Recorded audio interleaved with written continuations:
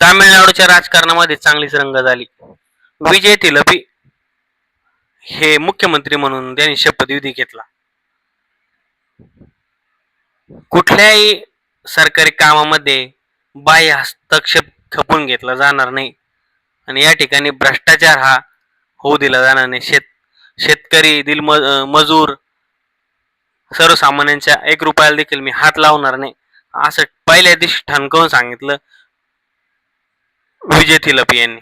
उपमुख्यमंत्री झाल्यानंतर शांतपणे हात जोडून आपल्या मुख्यमंत्र्याच्या खुर्चीवर जाऊन बसले आणि त्या ठिकाणी त्यांनी अधिकाऱ्यांना काही सूचना केल्या. देशभरात एकच तामिळनाडू या राज्याची चर्चा सुरू असून विजय हे मुख्यमंत्री म्हणून या ठिकाणी आज त्यांनी शपथविधी घेतल्यानंतर पहिला दिवस होता. त्यांनी आज आपल्या कामकाजाला सुरुवात केली. ऑफिस मधले ज्येष्ठ अधिकारी IPS IAS सचिव यांना बोलवून घेऊन त्यांनी त्या ठिकाणी त्यांना काही सूचना दिल्या आहे. गोरगरिबांचे काम सुरळीत होतील, भ्रष्टाचार खपून घेतला जाणार नाही हे सांगायला विजय विसरलेला नाही. असा कणखर नेता तेथील तामिळनाडूच्या जनतेने निवडून दिला आणि जनतेने ठरवलं तर काही होऊ शकतं. आपल्याला याच्यातून हा बोध घ्यायला पाहिजे. वेळ आणि काळ कोणचा येईन भाऊ हे सांगता येत नाही. त्याच हे ज्वलंत उदाहरण म्हणजे विजय थिलापी हे तामिळनाडूचे नवीन मुख्यमंत्री म्हणून निवडून आलेले. सगळीकडे भाजपची हवा सुरू असतानाच पश्चिम बंगालमध्ये ममता बॅनर्जी यांचा पराभव झाला. पण इकडे भाऊनी चांगली सत्ता खेचून आणली.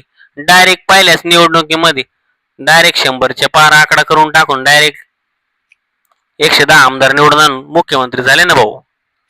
आणि देशामध्ये एकच टीव्ही चॅनल किंवा मीडियावरती याच भाऊंचं नाव गाजतंय. आणि असं पण राजकारण असू शकतं हे आपल्याला पहिल्यांदाच पाहायला मिळालं. मुख्यमंत्री कार्यालयात जाऊन विजय यांनी कार्यभार स्वीकारला आणि आपल्या कामाला वेळ नाही घालवता डायरेक्ट कामाचा सपाटा सुरू केला. अशा प्रकारे एकंदरीत इंटरस्टेट निवडणूक या तामिळनाडू राज्याची आपल्याला पाहायला मिळाली. आणि तिकडे ममता बॅनर्जी पण काय त्यांचा पण पराभव झाला, पण त्यांच्या चांगला जेवरे लागला. मी राजीनामा देणारच नाही, कोणी काही पण करा, आम्ही नैतिकतेने आम्ही जिंकलेलो आहे असे ममता दिदी बोलत होते. पण शेवटी कसं आहे, राजीनामा हा तर द्यावाच लागेल, कारण त्या पूर्णपणे हारल्याचं काय, स्वतःची सीट सुद्धा त्यांना वाचवता आलेली नाही. चांगल्याच उलथा पालतो होताना दिसते आपल्याला. आता भाजपवाल्याने मात्र पश्चिम बंगालचे जे स्वप्न होतं ते त्यांनी पूर्ण करून दाखवलेले.